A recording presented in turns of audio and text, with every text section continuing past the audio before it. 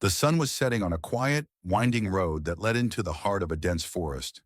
The air was thick with the earthy scent of pine and damp soil, and a cool breeze rustled the leaves in the trees, sending a cascade of golden light filtering through the canopy.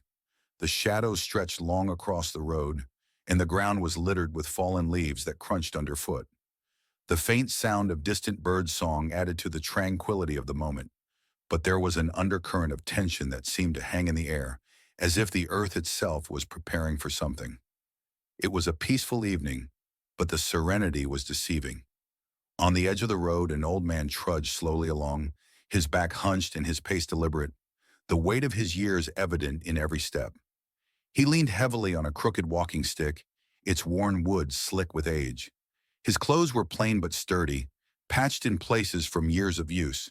His face, lined with age and wisdom, showed the wear of many years, but his eyes still held a sharpness that defied the passage of time.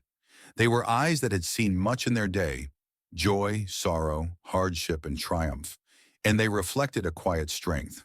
The road before him seemed endless, winding through the trees and disappearing into the darkening horizon. He had lived alone for many years now, his wife and children long gone, leaving him with nothing but the memories of days gone by. The silence of the forest had become his constant companion, broken only by the occasional call of a bird or the rustle of leaves in the wind. His only company now was the quiet hum of nature, the steady rhythm of his footsteps, and the deep sense of solitude that had come to define his existence. But today something felt off. The air was too still, the road too empty, as though the world was holding its breath, waiting for something to happen. The old man paused for a moment, looking down at the well-worn path beneath his feet. His senses were on edge, and he could feel a subtle shift in the atmosphere around him. It wasn't just the absence of sound, it was something deeper, a sense of unease that gripped his chest. He took a deep breath, trying to steady himself, and then he continued walking, his pace slowing slightly as he became more aware of his surroundings.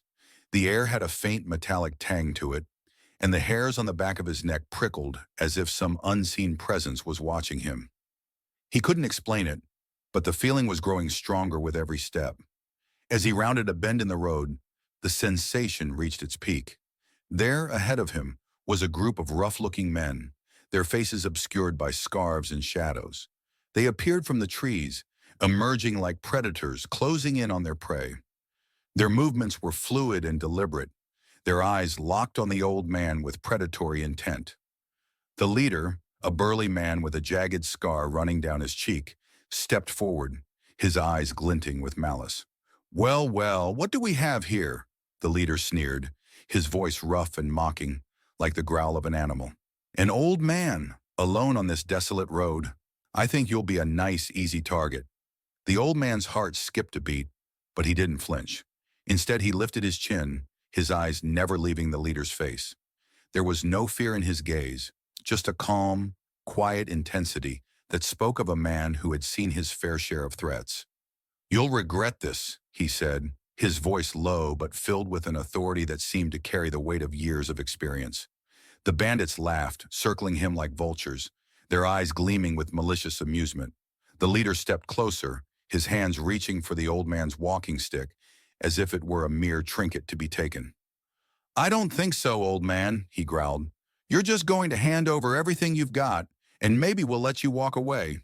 But I wouldn't count on it." His fingers brushed against the stick, but before he could take it, something unusual happened. A sharp, low growl broke the silence of the forest.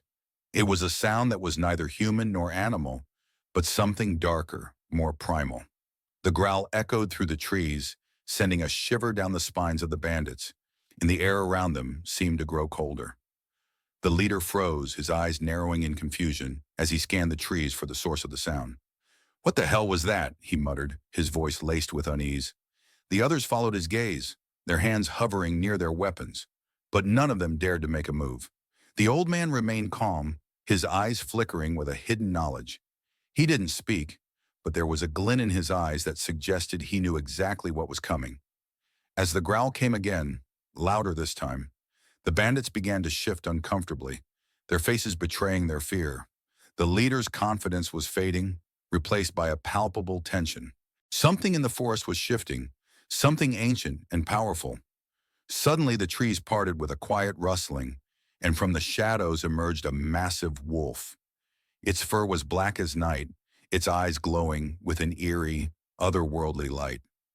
The wolf's movements were slow but deliberate, its powerful muscles rippling beneath its sleek coat. It stood tall, its body brimming with raw strength, and its gaze locked onto the leader with a cold, calculating intensity. The bandits gasped in shock, their hands trembling as they reached for their weapons. But the wolf was too fast. With a low growl, it lunged forward, its jaws snapping shut just inches from the leader's throat.